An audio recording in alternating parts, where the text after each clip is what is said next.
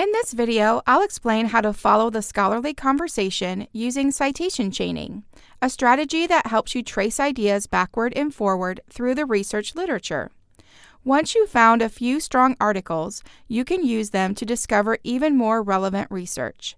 Think of citation chaining as following the conversation. Backward chaining looks at the reference list of an article to find earlier studies that influenced it. Forward chaining identifies newer studies that have cited it since publication.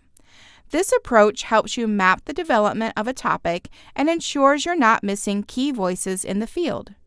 Let's start with backward citation chaining. Open the full text of an article that you consider a quality relevant source for your topic. As you read the article, note the studies and theoretical frameworks that are cited within the text.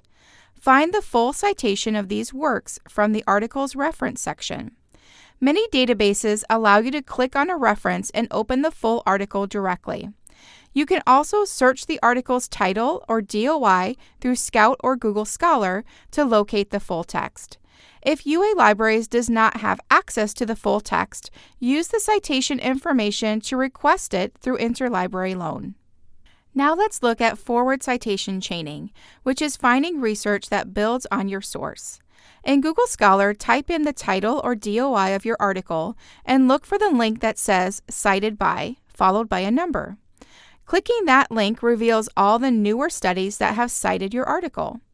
These results often show how the conversation has evolved, which theories have been tested further, or how the topic has shifted into new contexts. If you have questions about the citation chaining process, contact the library at ask.lib.ua.edu.